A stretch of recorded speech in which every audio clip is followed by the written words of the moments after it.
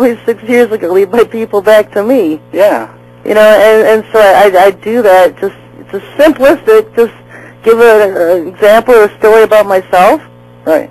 Or just anything that I feel led to write, just leading them back to Him. Right. Yeah, I don't understand that either. Why they keep saying you're, I don't know, wicked and evil, and you always tell people, you always advise people, seek the Lord Himself. Even ask Him about you yourself. Ask Him if you're true and what you say is true, and you're always advising people just seek the Lord. And yeah, that's the only ministry I have.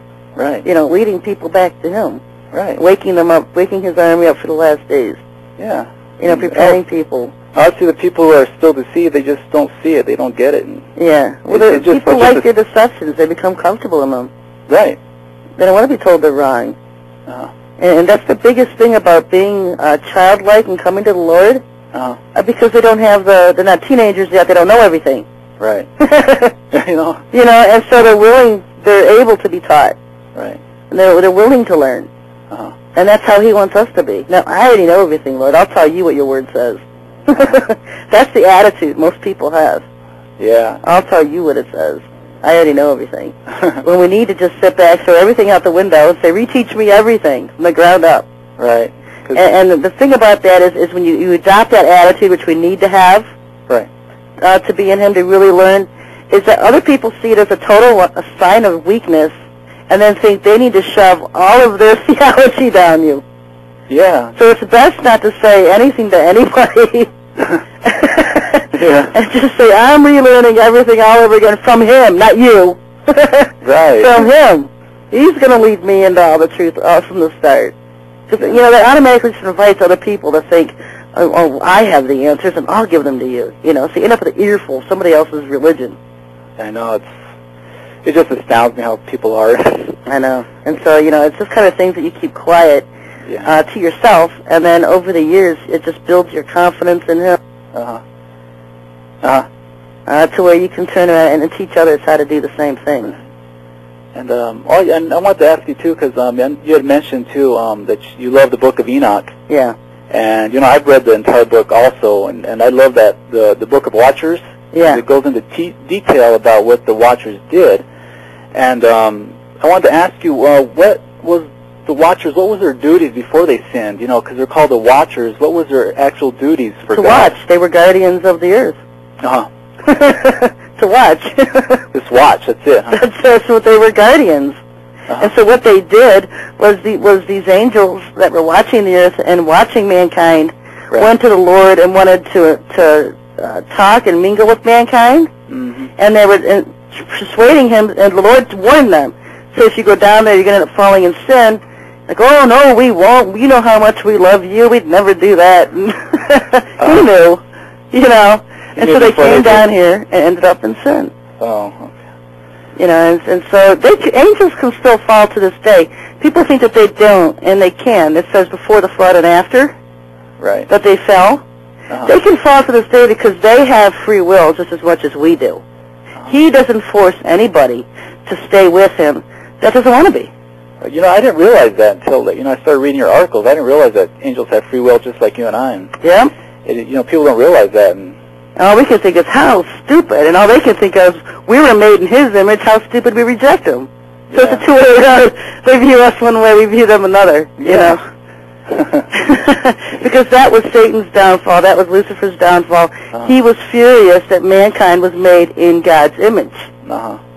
He wanted to be like God, which was part of his pride and greed. Of course, he wanted the whole shebang. Yeah, jealousy too. Yeah, and so it was a big fall factor, jealousy factor for him that mankind was made in His image. And then we can think, well, you see God, you see Him in all His glory. They had access to Him. They could say one word and be in the presence of His throne. Right. And they gave all that up for human women. Come on. Yeah, I know. We're not all that. We're losing that. You know what I'm saying?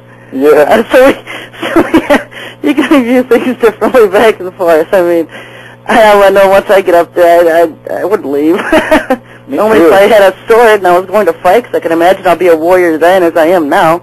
Yeah. I don't like His enemies. I'll stand up for Him anywhere, anytime. Yeah. That's the same way. I want to go home to Him and Why would you want to come back here after going home to him? I know, you know. Really, yeah. You know, if you're on another assignment, fine, but next time don't give me an 80-year assignment or something. I miss home. Yeah, 80 years is a long time. Yeah, that's basically what the lifespan of man on Earth right now, which is a lot longer than it's ever been. We went from a time where people were living up to 1,000 years to where the average expectancy of a male was 30 because there were so many wars. You know, and so it changes back and forth. You know, it's unbelievable. You know, their ages back then in biblical times, how long they lived. And yeah, I mean, could you just imagine how many kids you could have in 1,000 years? Oh my gosh.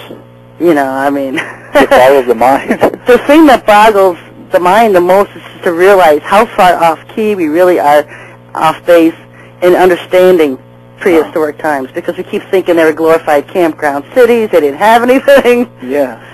And when you realize all the tech that they did have, that they squash in our history books, they lie about in our history books, they lead us, even our church pastors lead us into conditioning, thinking that these prehistoric times are nothing but dirt and glorified camps, you know.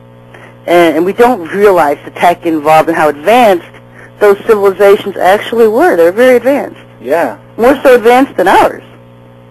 Even just in Noah's time, very advanced. And they were well spread out. They weren't just a couple thousand people generating in a desert somewhere. You know, they're very well spread out. Yeah, a lot of people think they live in primitive, like, you know, primitive types of, I don't know, villages and... Exactly, living in grass huts and... Yeah. That's the conditioning we've had. Yeah. And that's one of the things you have to throw out the window and realize they were very high-tech, because when these angels came down, the sins, and Enoch goes over it the best about the Watchers, what they were guilty of. You know, one angel had shown them all the instruments of war, how to kill, how to go to war, made instruments of war. Another one showing all the women how to adorn themselves with jewelry and makeup. Yeah, I remember that, yeah. Yeah, and fashion. I mean, it just goes on and on. All these different angels that taught these early civilizations all these things, and we think just because in this century, probably the last 200 years, is when we really started wearing jeans and pants and stuff. I think I had all this stuff way long before. Yeah. We just went through a stage, like a frog age, where all of this technology after the flood was buried and destroyed, and they had to start all over again. So people don't realize all this stuff existed before the flood. Yeah, and when you're saying that right now, I just realized that God had told those angels too that that they gave these secrets to human people, and He said those secrets were worthless ones. He didn't even give them all the secrets. Yeah. Yeah, because you know what? Nobody has it all, because He gives in measure. Right. And that's why I say if you have something, just keep asking for more. Right. Because He only gives in measure, so you can never have all of it. You just get measure here, measure there. Keep asking for more. And if you don't have something at all, start asking for it. I know. So you never run out of things to ask for. You know, and then people think, well, I know I need a car, I need a house. No, not that stuff. Don't ask Him for material things. That's going to get destroyed. Build up your spiritual things first. The other things just are added on to you later as you go. He takes care of your needs. Yeah. Some people expect a miracle overnight, and you've always said it doesn't work that way, or He doesn't work that way. Yeah, He doesn't. You know, and some people, I remember I wrote out a list of 10 things I wanted to know. And I read them off to Him as I wrote them down. And throughout